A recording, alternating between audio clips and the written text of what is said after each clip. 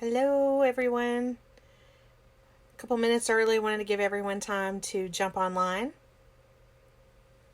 Sorry if I keep looking to the right. I have my laptop over here to check for questions. So, hope everyone's doing well.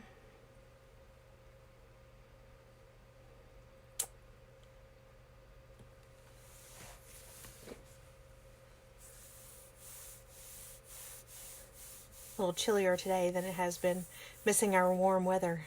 So, ready for spring to be here in full effect.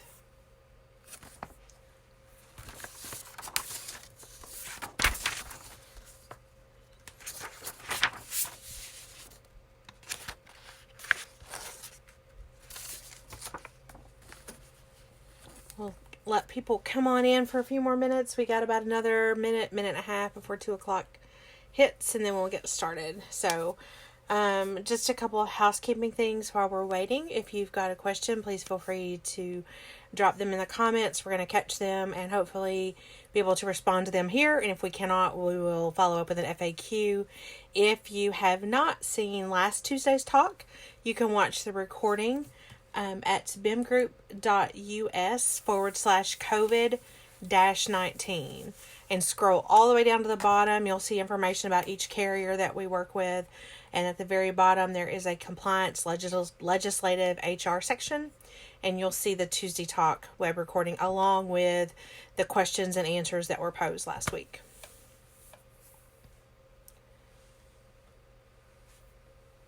So we'll give it just a few more minutes. Or a few more seconds, I should say.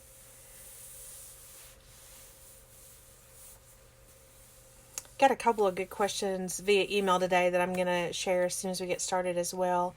I think they are beneficial and appropriate for this time. I know last week we had a lot of questions about FFCRA, the emergency paid leave and emergency family medical paid leave. So, or sick leave, I should say, not paid leave.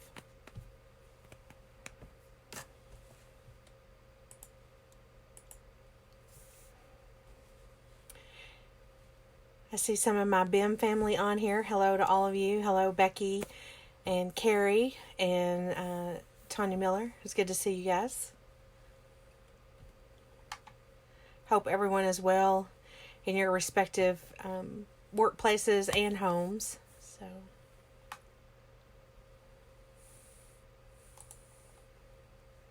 just get on here. Okay, it's 2 o'clock, so we will go ahead and get started. First of all, as a reminder, this is going to be a weekly Tuesday afternoon event until some of this calms down, and then we'll have it ongoing for different topics. We wanted to be able to bring questions and answers to everyone, be able to get their questions in, see what we can do to help. Again, I'm Deanna Sizemore, Director for Compliance with BIM Group. Happy to be here with you today and be your host for this forum. We will probably be 30-45 minutes depending on questions. If they start slowing down, or if everybody's got it, we're good, we'll go home. But I'm just kidding, we are home. So a couple of things I wanted to point out that have come to light since our last talk. So last week, the effective date for the emergency paid sick leave and paid family leave was up in the air, and our council originally said go back to the date that the law was signed, which would have been March 20th, I believe. The DOL came out with actual regulations that afternoon that said leave starts April 1st. It will not go retro. We put that in the FAQ so that it was clear that we answered it one way, and the DOL gave us clarification on the other way that emergency family medical leave and paid sick leave under the FFCRA Act are effective April 1st. So if you've gone backwards, unfortunately it's not going to apply, and we apologize for that. We were under counsel to go with that date, and like I said, we got regulations afterwards. And that's going to happen probably more often than not, that we're going to get laws that are going to pass, and then it's going to take several days or weeks for the reg to come out. Fortunately, we got this pretty quickly. And I think we will see that anytime there's an act that's impacting the COVID situation. However, just keep in mind that if we do say one thing and we find out the reg has clarified it another way, we will rectify that. So a couple of things that came out from the stimulus package on Friday. These were buried in there and came through, and actually I had not seen them until Monday afternoon. And one is that now under ACA, you can no longer get over-the-counter medications at the pharmacy without a prescription and use your FSA or HSA cards. That has now changed. So with the CARE stimulus package on Friday, you can now go to the pharmacy retro to January 1st to get over-the-counter drugs without a prescription using your FSA and HSA card. Now what that means is every provider, and by provider I mean Walmart, Walgreens, Kroger, CVS, they're going to have to adjust their point of sale systems. You might go to Walgreens today on Nicholsville Road and it works, and you might go to Walgreens on Reynolds Road and it doesn't work. Or you might go to CVS and it works, and it doesn't work at Kroger. It's going to take providers time to update their point of sale systems in order to allow those things to be covered. So if you have an employee that goes to one of these pharmacy locations and they buy the over-the-counter medications and it's denied, have them just submit a claim for reimbursement to your provider.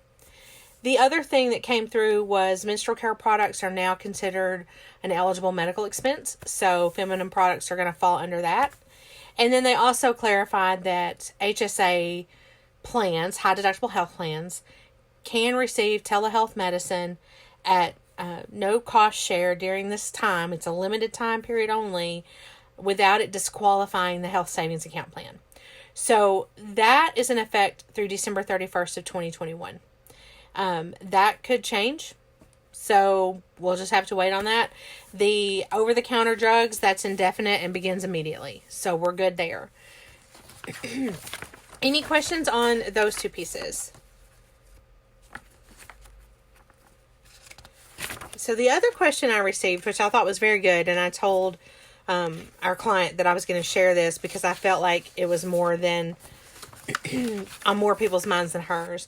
She has she's works for a company that is an essential service. They have plenty of work, and they have some employees who have heard about the emergency family medical leave and the paid sick leave and have decided not to work, thinking that they can get that payment. You cannot get that payment, employees, unless you are yourself being told to self-quarantine under an executive order not to work, or have a child that is in daycare or school that has been closed, and or if you're caring for an individual in one of those situations where they've been quarantined under physician's order to quarantine, or caring for a child, or have a substantially similar condition that may arise. The employees that don't want to work just because they don't want to work are not going to be eligible for this. A follow-up question she had was they had several employees over the age of 60 who were afraid to work for fear of contracting the virus. So what I advised her was, one, if they lay them off or furlough them, they're eligible for unemployment. If they choose not to, and the employee gets a physician statement that says they need to self-quarantine because they're high risk, then they would be eligible for the emergency paid sick leave and FMLA leave because they're under a physician's order to stay at home. So something to think about when you've got employees that are not wanting to work, or maybe they're afraid to work because they either are high risk or they have family members that are high risk. Get a physician statement. And I would suggest doing that via telehealth. Right now, telehealth is covered as an office visit, and it is not a requirement that you have to have a live health online or teledoc on your plan. Doctors are using it as a means to help contain the spread of COVID. And I apologize, I just kicked my tripod stand. So that's something to think about as well. So she had another comment that she asked about posting the notice. So as of Monday, actually it was last week, we got the notices for FFCRA, the Families First Coronavirus Response Act. So that notice has to be posted in a place where all employees can see it. by all employees seeing it, if you have multiple locations or multiple job sites, if all those employees are coming through your main office on a daily basis, you can post it there. If they go to a job site and never come into the main office, then you need to post it in both places. So, good question to ask. Good thing to think about. And I am not seeing questions. I'm just double checking to make sure I'm not missing anything. If you have a question, I am more than happy to answer those. That's the update I have for right now. We do expect to see more come out the next few days. I'm not sure what, but we're starting to see some of the Humana, I believe, is covering coronavirus treatment at 100% now. I don't know if that's specific to fully insured and self-funded or all plans. I need to look into that. So we expect to see more information coming in the coming days and weeks. So the floor is open. If you have questions, happy to answer. I believe we addressed everything that was answered last week. Happy to go there again this week if you have follow-up questions. And I apologize if you heard my dogs in the background. I am working from home today and broadcasting from home because we are under quarantine. So I'm happy to answer any questions. I know, let's see, I got some more BIM family on here. Nice to see you all. Let me just make sure I'm not missing anything. Elise, if you're seeing any questions that maybe I'm not, if you want to message me on Teams, because I had that problem earlier when we were testing. So I know last week one of the questions we had was about FMLA administration. Some of our employers have not really experienced that before because they are under 50. There is a great tool on the DOL website. It's under the wage hour division that has a FMLA kit. Thank you, Elise. I saw your comment. That can help you navigate that piece of it. I will find that link and post it here in the comments. I'm trying to pull that up right now. It has a great employer book, just some general guidance, some fact sheets, some posters, some different forms. Got it right here. I'm going to post it in our chat.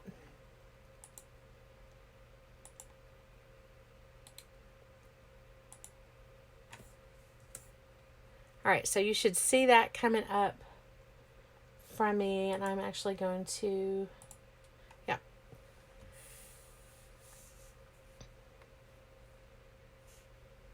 So if you don't see it, it's www.dol.gov/agencies/WHD, wage hour division, /FMLA. Great. And Elise has posted our COVID page in the chat as well, so you should be able to see that. Not sure why I'm not seeing questions pop up on my phone where I'm recording from. So I was just trying to think if there's anything. Oh, I see some questions now. Okay, here we go. So 4/1 effective date is for leave beginning or 4/1 or later, correct? Not for paycheck dates that occur 4/1 or later, covering full pay periods that may have begun in March, right? That's from Elizabeth McIntosh. Yes, Elizabeth, you are correct. It is effective 4/1 of 20. That is the first day that you can pay for leave and be reimbursed for it. And the reimbursement is done at the end of the quarter, and you just take what you've paid out off of your quarterly payroll taxes that you pay. So that's a great question. Kylene says, on essential employees, the employer must employ under 500 to apply, correct?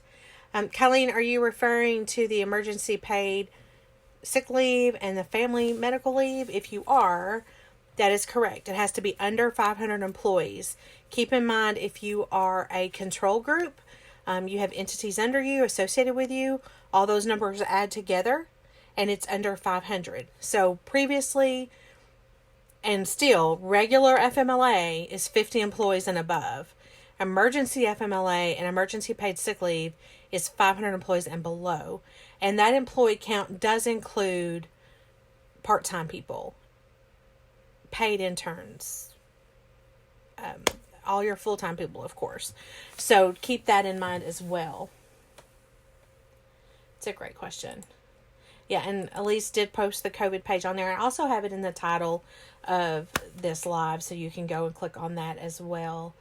It's a great resource. Okay, so Colleen confirmed that this was what she was asking. So, emergency paid sick leave, emergency family medical leave applies to groups with employees of 500 or less employees. Apologize, cannot get that out. Also on our COVID page, we've just been adding information by Anthem, Humana, United, ARC, our dental and vision carriers, as well as our life and disability carriers. And then as we noted under the compliance piece, you'll see last week's recording. You'll also be able to see this week's recording along with the answered questions. And then there is a webinar recording from UBA, United Benefit Advisors, who we're a part of, with a Q&A session recording as well. I just want to go back to FMLA. So the emergency FMLA will use the same forms as regular FMLA. If you're an employer and you're used to FMLA, nothing different that you're going to do there. You're going to have them fill out the same paperwork, still give them the same notice. If you're under 50 and this is all new to you, please check out the link for FMLA under the DOL.gov that I posted above in the chat. There is some general guidance. There's also some posters and forms. There is a great little workbook that you can go through as an employer as well as an employee. And as always, once you do that, if you have questions, please don't hesitate to call your account manager or send an email to us at info@bimgroup.us. Let's see if we have any more questions. I apologize. I hate that I have to keep looking to the side.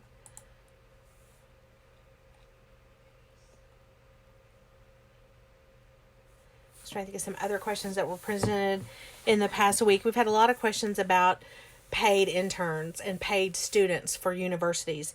If they're on your payroll and they're an employee, it doesn't matter if they're full-time, part-time, whatever. They are eligible for the paid sick leave and the emergency family medical leave if they meet the qualifications under COVID-19. We have a great breakdown of what that is in the Q&A from last week if you want to go and reference that. Basically, if they are off to care for themselves or a family member due to COVID, they should be eligible for it. We also had the question, if you're an employer and you've laid off all your employees, are they eligible? If they are laid off or furloughed, they are not eligible, as this is folks that are actively at work, essential employer, and they can't work for whatever reason. So that would be where this would apply. The CARE stimulus package, where the change was made to the HSAs and FSAs, you may want to contact your account manager so they can work with your third-party administrator to make any necessary amendments.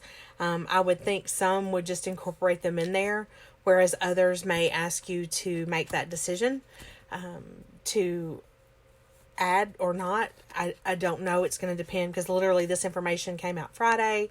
It was buried in the regs. It came to light over the weekend, and we're still getting our arms around it. So there will be a blog post coming out in the next day or two from us with specific information about these changes and what was included in the CARES package. So you can watch for that as well. Have any more questions? So we do have a question, just to clarify on telehealth.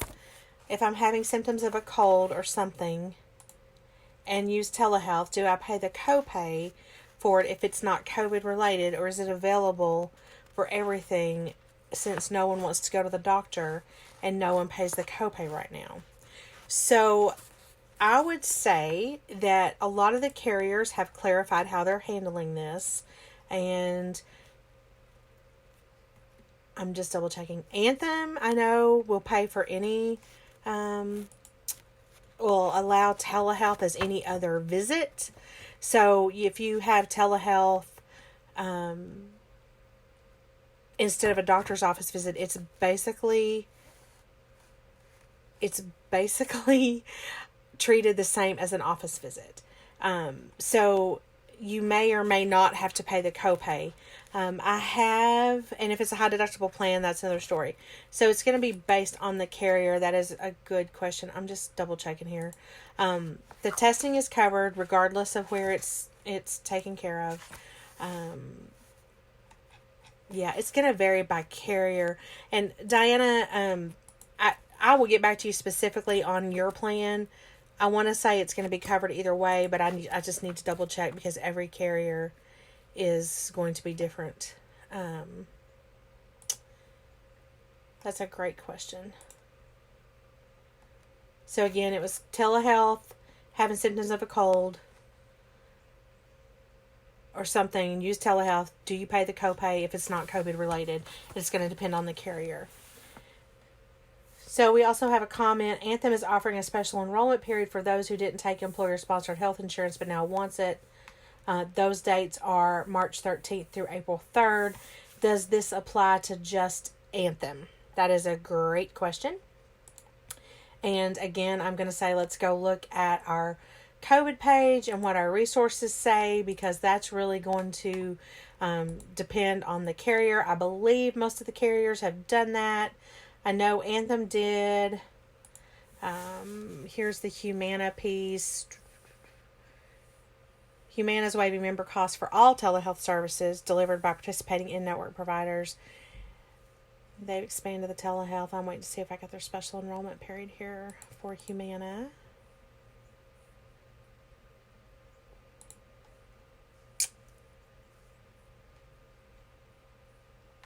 There's a lot of good information on our COVID page, again, by carrier, so you can see exactly what your carrier is doing. Telehealth's fully covered, prescriptions. I don't see where Humana's extending the deadline, but that's just a quick look. I'll go back and double check on that. United Healthcare they've expanded their open enrollment through April 6th. So again, United. I don't see it on Humana's, but I'll double check and we'll put that in the FAQ. I don't want to sit and try to look that answer up off the top of my head while we're all watching. So these are great questions. I apologize, I can't see them. Thank you, Elise, for sending me messages so I can keep up with the questions. I have no idea why I can't see them. Technology. Okay, let's see.